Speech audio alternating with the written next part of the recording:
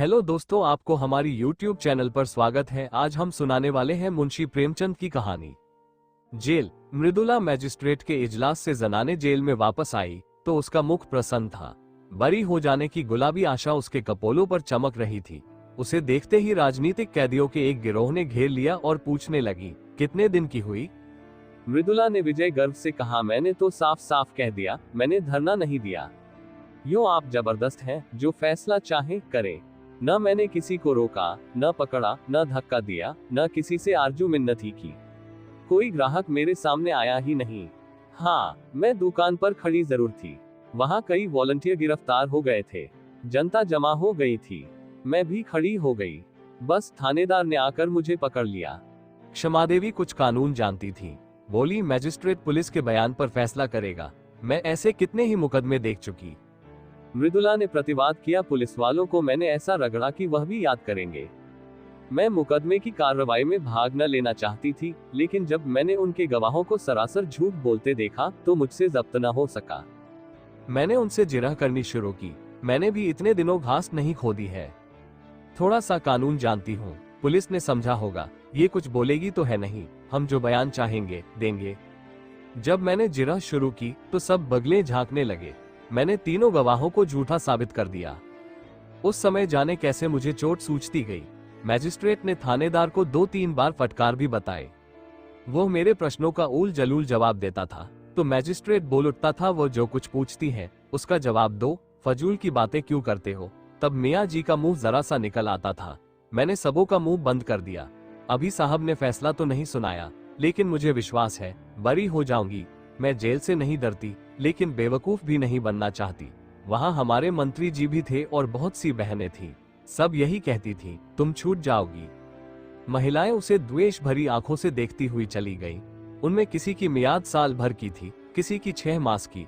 उन्होंने अदालत के सामने जबान ही न खोली थी। उनकी नीति में यह अधर्म से कम न था। मृदुला पुलिस से जिरह करके उनकी नजरों में गिर गई थी।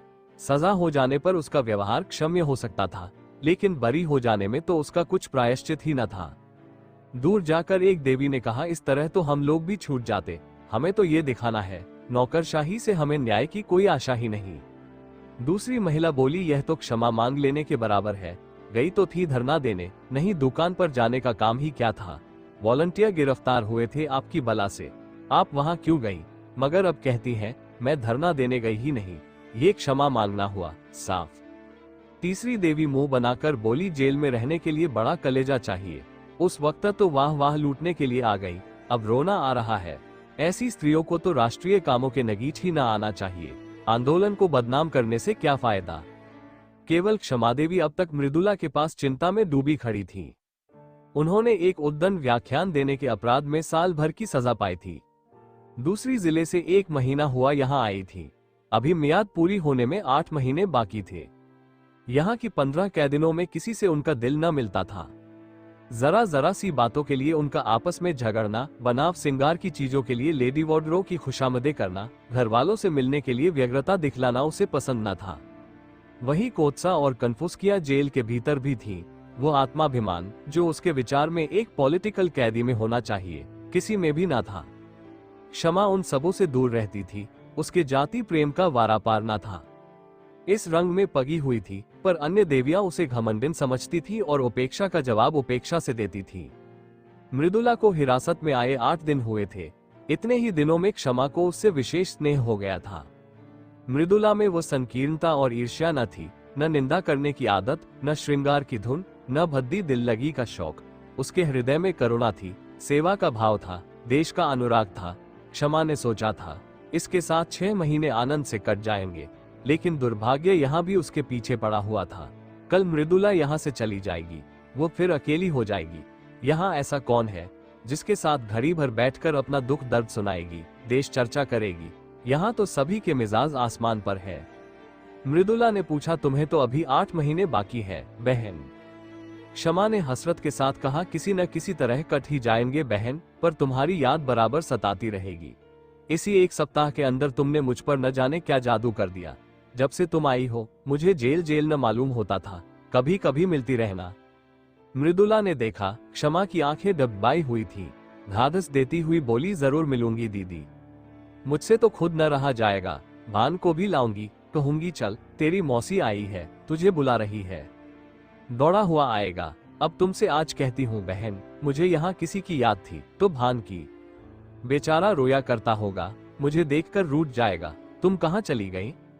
मुझे छोड़कर क्यों चली गई? जाओ, मैं तुमसे नहीं बोलता, तुम मेरे घर से निकल जाओ। बड़ा शैतान है बहन, क्षण भर निचला नहीं बैठता, सवेरे उठते ही गाता है, झन्ना ऊता ले ये अमला, चोलाज का मंदिर देल में है। जब एक झंडी कंधे पर रखकर कहता है, ताली छलाप पीनी हलाम है, तो देखते ही बनता है। बाप को तो कहता है तुम गुलाम हो, वो एक अंग्रेजी कंपनी में है, बार बार इस्तीफा देने का विचार करके रह जाते हैं। लेकिन गुजर बसर के लिए कोई उद्यम करना ही पड़ेगा, कैसे छोड़े? वो तो छोड़ बैठे होते। तुमसे सच कहती हूँ, गुलामी से उन्हें घृणा है, लेकिन मैं ही समझाती रहती हूँ। बेचारे कैसे दफ्तर जाते होंगे, कैसे भान को संभालते होंगे। सास जी के पास तो रहता ही नहीं, वो बेचारी बूढ़ी उसके साथ कहां कहां दौड़े। चाहती है कि मेरी गोद में दबक कर बैठा रहे, और भान को गोद से चिढ़ है। अम्मा मुझ पर बहुत बिगड़ेगी, बस यही डर लग रहा है। मुझे देखने एक बार भी नहीं आई। कल अदालत में बाबूजी मुझसे कहते थे, तुमसे बहुत खफा है। 3 दिन तक तो दाना पानी छोड़े रही। इस छोकरी ने कुल मर्जात डुबा दी, खानदान में दाग लगा दिया। कलमुही कुलचनी न जाने क्या क्या बकती रही। मैं उनकी बातों को बुरा नहीं मानती, पुराने जमाने की है। उन्हें कोई चाहे कि आकर हम लोगों में मिल जाया तो यह उसका अन्याय है, चलकर मनाना पड़ेगा। बड़ी मिन्नतों से मानेंगी। कल ही कथा होगी, देख लेना। ब्राह्मण खाएंगे, बिरादरी जमा होगी। जेल का प्रायश्चित तो करना ही पड़ेगा। तुम हमारे घर 2-4 दिन रहकर तब जाना बहन, मैं आकर तुम्हें ले जाऊंगी। क्षमा आनंद के इन प्रसंगों से वंचित है। वो विधवा है, अकेली है। जलियानवाला बाग में उसका सर्वस्व लुट चुका है। पति और पुत्र दोनों ही की आहुति जा चुकी है। अब कोई ऐसा नहीं जिसे वो अपना कह सके। अभी उसका हृदय इतना विशाल नहीं हुआ है कि प्राणी मात्र को अपना समझ सके। इन 10 वर्षों से उसका व्यथित हृदय जाति सेवा में धैर्य और शांति खोज रहा है। जिन कारणों ने उसके बसे हुए घर को उजाड़ दिया, उसकी गोद सूनी कर दी, उन कारणों का अंत करने, उनको मिटाने में वह जी जान से लगी हुई थी। बड़े से बड़े बलिदान तो वह पहले ही कर चुकी थी। अब अपने हृदय के सिवाय उसके पास होम करने को और क्या रह गया था? औरों के लिए जाति सेवा सभ्यता का एक संस्कार हो या यशोपार्जन का एक साधन, क्षमा के लिए तो ये तपस्या थी, और वह नारीत्व की सारी शक्ति और श्रद्धा के साथ उसकी साधना में लगी हुई थी। लेकिन आकाश में उड़ने वाले पक्षी को भी तो अपने बसेरे की याद आती ही है। क्षमा के लिए वह आश्रय कहाँ था? यही वह अवसर थे जब क्षमा भी आत्मसंवेदना के लिए आकुल हो जाती थी। यहाँ मृदुला को पाकर वह अपने को धन्य मान रही थी, पर यह छाह भी इतनी जल्दी हट गई। क्षमा ने व्यथित कंठ से कहा, यहाँ से जाकर भूल जाओगी मृदुला। तुम्हारे लिए तो ये रेलगाड़ी का परिचय है, और मेरे लिए तुम्हारे वादे उसी परिचय के वादे हैं। कभी भेंट हो जाएगी तो या तो पहचानो ही नहीं, या जरा मुस्कुरा कर नमस्ते करती हुई अपनी राह चली जाओगी। यही दुनिया का दस्तूर है। अपने रोने से छुट्टी ही नहीं मिलती। दूसरों के लिए कोई क्यों कर रोए। तुम्हारे लिए तो मैं कुछ नहीं थी, मेरे लिए तुम बहुत अच्छी थी। मगर अपने प्रियजनों में बैठकर कभी कभी इस अभागिनी को जरूर याद कर लिया करना। भिखारी के लिए चुटकी भर आटा ही बहुत है। दूसरे दिन मैजिस्ट्रेट ने फैसला सुना दिया। मृदुला बरी हो गई। संध्या समय वो सब बहनों से गले मिलकर रोकर रुलाकर चली गई, मानो मैके से विदा हुई हो। 3 महीने बीत गए, पर मृदुला एक बार भी ना आई। और कैदियों से मिलने वाले आते रहते थे। किसी किसी के घर से खाने पीने की चीजें और सौगातें आ जाती थी। लेकिन क्षमा का पूछने वाला कौन बैठा था? हर महीने के अंतिम रविवार को प्रातःकाल से ही मृदुला की बात जो होने लगती। जब मुलाकात का समय निकल जाता तो जरा देर रोकर मन को समझा लेती। जमाने का यही दस्तूर है। एक दिन शाम को क्षमा संध्या करके उठी थी कि देखा मृदुला सामने चली आ रही है। न वो रूप रंग है, न वह कांति। दौड़कर उसके गले से लिपट गई और रोती हुई बोली, यह तेरी क्या दशा है मृदुला? सूरत ही बदल गई। क्या बीमार है क्या? मृदुला की आंखों से आंसुओं की झड़ी लगी हुई थी। बोली, बीमार तो नहीं हूँ बहन, विपत्ति से बिंधी हुई हूँ। तुम मुझे खूब कोस रही होगी। उन सारी निठुराइयों का प्रायश्चित करने आई हूँ, और सब चिंताओं से मुक्त होकर आई हूँ। क्षमा कांप उठी। अंततल की गहराइयों से एक लहर सी उठती हुई जान पड़ी, जिसमें उनका अपना अतीत जीवन टूटी हुई नौकाओं की भांति उतराता हुआ दिखाई दिया। रोदे हुए कंठ से बोली, कुशल तो है बहन? इतनी जल्दी तुम यहाँ फिर क्यों आ गई? अभी तो 3 महीने भी नहीं हुए। मृदुला मुस्कुराई, पर उसकी मुस्कुराहट में रुदन छिपा हुआ था। फिर बोली, अब सब कुशल है बहन, सदा के लिए कुशल है, कोई चिंता ही नहीं रही। अब यहाँ जीवन पर्यंत रहने को तैयार हूँ। तुम्हारे स्नेह और कृपा का मूल्य अब समझ रही हूँ। उसने एक ठंडी सांस ली और सजल नेत्रों से बोली, तुम्हें बाहर की खबरें क्या मिली होंगी? परसों शहर में गोलियां चली। देहातों में आजकल संगीनों की नोक पर लगान वसूल किया जा रहा है। किसानों के पास रुपये है नहीं, दे तो कहां से दे। अनाज का भाव दिन दिन गिरता जाता है। 1.25 रुपये में मन भर गेहूं आता है। मेरी उम्र ही अभी क्या है। अम्मा जी भी कहती हैं कि अनाज इतना सस्ता कभी नहीं था। खेत की उपज से बीजों तक के दाम नहीं आते, मेहनत और सिंचाई इसके ऊपर। गरीब किसान लगान कहां से दे? उस पर सरकार का हुक्म है कि लगान कड़ाई के साथ वसूल किया जाए। किसान इस पर भी राजी हैं कि हमारी जमा जथा नीलाम कर लो, घर कुर्क कर लो, अपनी जमीन ले लो। मगर यहाँ तो अधिकारियों को अपनी कारगुजारी दिखाने की फिक्र पड़ी हुई है। वो चाहे प्रजा को चक्की में पीसी क्यों न डालें, सरकार उन्हें मना न करेगी। मैंने सुना है कि वो उल्टे और सह देती है। सरकार को तो अपने कर से मतलब है। प्रजा मरे या जिए उससे कोई प्रयोजन नहीं। अक्सर जमींदारों ने तो लगान वसूल करने से इनकार कर दिया है। अब पुलिस उनकी मदद पर भेजी गई है। भैरवगंज का सारा इलाका लूटा जा रहा है। मरता क्या न करता, किसान भी घर बार छोड़ छोड़कर भागे जा रहे हैं। एक किसान के घर में घुसकर कई कांस्टेबलों ने उसे पीटना शुरू किया। बेचारा बैठा मार खाता रहा, उसकी स्त्री से न रहा गया। शामत की मारी कांस्टेबलों को कुवचन कहने लगी। बस एक सिपाही ने उसे नंगा कर दिया। क्या कहूं बहन, कहते शर्म आती है। हमारे ही भाई इतनी निर्दयता करें, इससे ज्यादा दुख और लज्जा की और क्या बात होगी। किसान से जबत न हुआ, कभी पेट भर गरीबों को खाने को तो मिलता नहीं। इस पर इतना कठोर परिश्रम, न देह में बल है न दिल में हिम्मत, पर मनुष्य का हृदय ही तो ठहरा। बेचारा बेदम पड़ा हुआ था। स्त्री का चिल्लाना सुनकर उठ बैठा और उस दुष्ट सिपाही को धक्का देकर जमीन पर गिरा दिया। फिर दोनों में कुश्तम कुश्ती होने लगी। एक किसान किसी पुलिस के आदमी के साथ इतनी बेअदबी करे, इसे भला वह कहीं बर्दाश्त कर सकती है। सब कांस्टेबलों ने गरीब को इतना मारा कि वो मर गया। क्षमा ने कहा, गांव के और लोग तमाशा देखते रहे होंगे। मृदुला तीव्र कंठ से बोली, बहन, प्रजा की तो हर तरह से मरण है। अगर 10-20 आदमी जमा हो जाते तो पुलिस कहती हमसे लड़ने आए हैं, डंडे चलाने शुरू करती, और अगर कोई आदमी क्रोध में आकर एक आध कंकड़ फेंक देता तो गोलियां चला देती। 10-20 आदमी भुन जाते, इसलिए लोग जमा नहीं होते। लेकिन जब वो किसान मर गया तो गांव वालों को तैश आ गया। लाठियां ले लेकर दौड़ पड़े और कांस्टेबलों को घेर लिया। संभव है 2-4 आदमियों ने लाठियां चलाई भी हो। कांस्टेबलों ने गोलियां चलानी शुरू की। 2-3 सिपाहियों को हल्की चोटें आई। उसके बदले में 12 आदमियों की जानें ले ली गईं और कितनों ही के अंग भंग कर दिए गए। इन छोटे छोटे आदमियों को इसीलिए तो इतने अधिकार दिए गए हैं कि उनका दुरुपयोग करें। आधे गांव का कत्लेआम करके पुलिस विजय के नगाड़े बजाती हुई लौट गई। गांव वालों की फरियाद कौन सुनता? गरीब है, बेकस है, अपंग है, जितने आदमियों को चाहो मार डालो। अदालत और हाकिमों से तो उन्होंने न्याय की आशा करना ही छोड़ दिया। आखिर सरकार ही ने तो कांस्टेबलों को यह मुहिम सर करने के लिए भेजा था। वो किसानों की फरियाद क्यों सुनने लगी? मगर आदमी का दिल फरियाद किए बगैर नहीं मानता। गांव वालों ने अपने शहर के भाइयों से फरियाद करने का निश्चय किया। जनता और कुछ नहीं कर सकती, हमदर्दी तो करती है, दुख कथा सुनकर आंसू तो बहाती है। दुखियारों को हमदर्दी के आंसू भी कम प्यारे नहीं होते। अगर आसपास के गांवों के लोग जमा होकर उनके साथ रो लेते तो गरीबों के आंसू पुछ जाते। किंतु पुलिस ने उस गांव की नाकेबंदी कर रखी थी। चारों सीमाओं पर पहरे बिठा दिए गए थे। ये घाव पर नमक था, मारते भी हो और रोने भी नहीं देते। आखिर लोगों ने लाशें उठाई और शहर वालों को अपनी विपत्ति की कथा सुनाने चले। इस हंगामे की खबर पहले ही शहर में पहुंच गई थी। इन लाशों को देखकर जनता उत्तेजित हो गई और जब पुलिस के अध्यक्ष ने इन लाशों का जुलूस निकालने की अनुमति न दी तो लोग और भी झल्लाए। बहुत बड़ा जमाव हो गया। मेरे बाबूजी भी इसी दल में थे और मैंने उन्हें रोका, मत जाओ, आज का रंग अच्छा नहीं है। तो कहने लगे, मैं किसी से लड़ने थोड़े ही जाता हूँ। जब सरकार की आज्ञा के विरुद्ध जनाजा चला तो 50,000 आदमी साथ थे।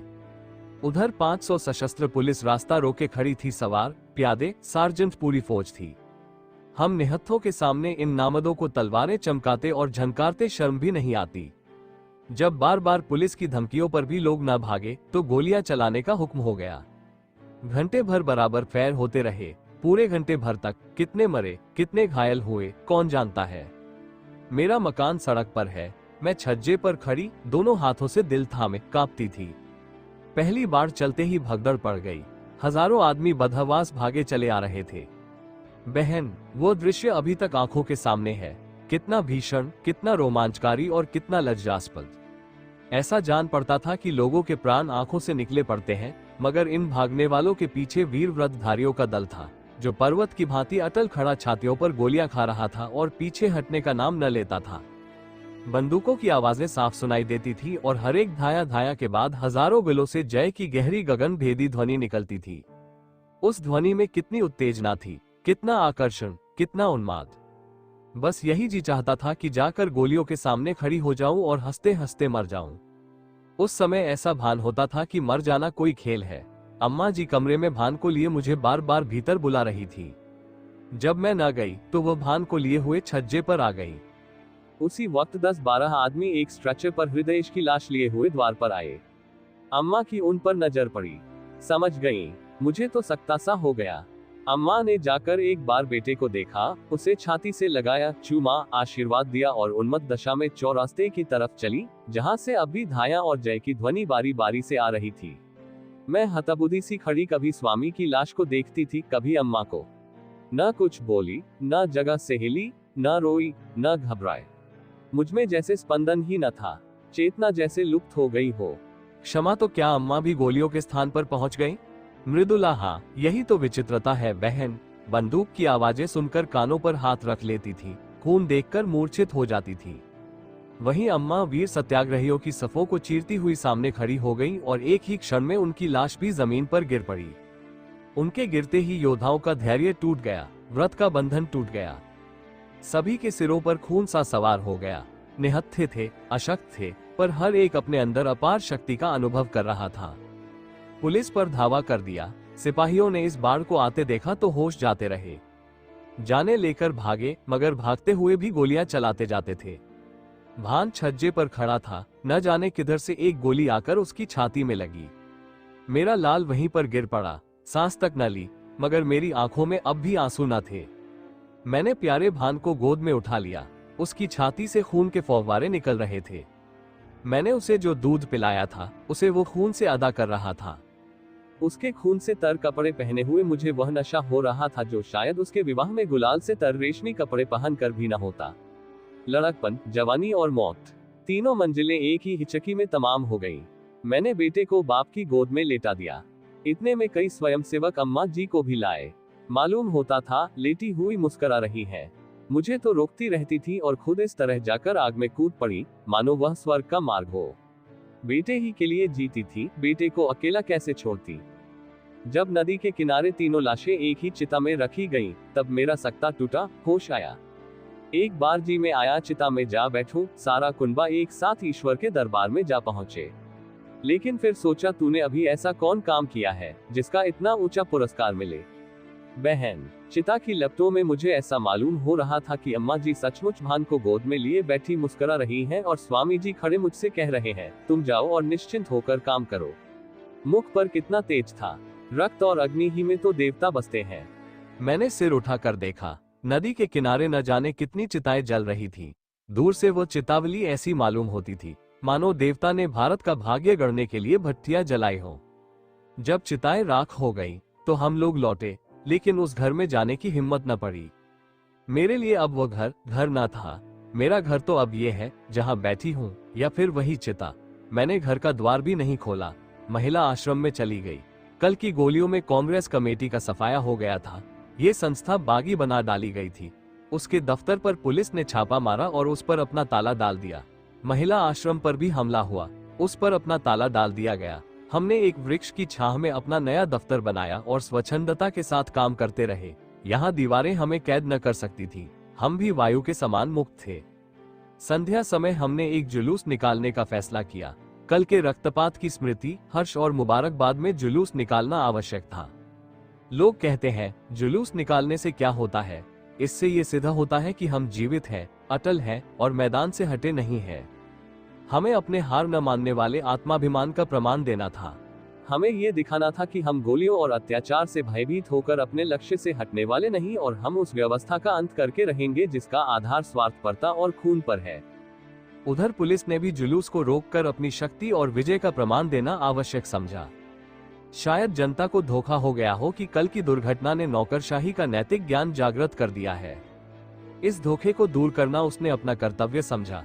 वो ये दिखा देना चाहती थी कि हम तुम्हारे ऊपर शासन करने आए हैं और शासन करेंगे। तुम्हारी खुशी या नाराजगी की हमें परवाह नहीं है। जुलूस निकालने की मनाही हो गई। जनता को चेतावनी दे दी गई कि खबरदार जुलूस में ना आना, नहीं दुर्गति होगी। इसका जनता ने वो जवाब दिया जिसने अधिकारियों की आंखें खोल दी होंगी। संध्या समय 50,000 आदमी जमा हो गए। आज का नेतृत्व मुझे सौंपा गया था। मैं अपने हृदय में एक विचित्र बल और उत्साह का अनुभव कर रही थी। एक अबला स्त्री जिसे संसार का कुछ ज्ञान नहीं, जिसने कभी घर से बाहर पांव नहीं निकाला, आज अपने प्यारों के उत्सक की बदौलत उस महान पद पर पहुंच गई थी जो बड़े बड़े अफसरों को भी, बड़े से बड़े महाराजा को भी प्राप्त नहीं। मैं इस समय जनता के हृदय पर राज कर रही थी। पुलिस अधिकारियों की इसीलिए गुलामी करती है कि उसे वेतन मिलता है। पेट की गुलामी उससे सब कुछ करवा लेती है।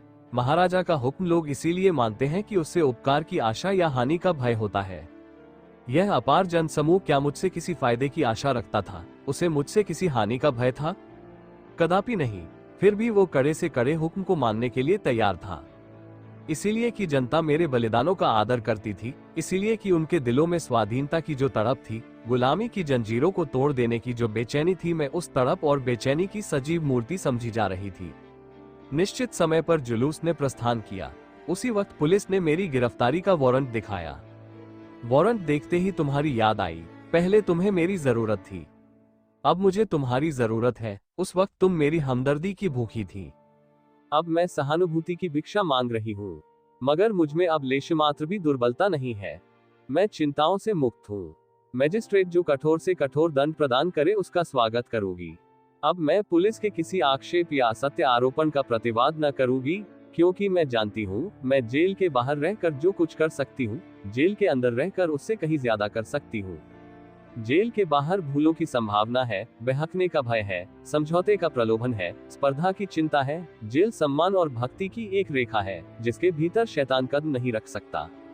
मैदान में जलता हुआ अलाव वायु में अपनी उष्णता को खो देता है, लेकिन इंजन में बंद होकर वही आग संचालक शक्ति का अखंड भंडार बन जाती है।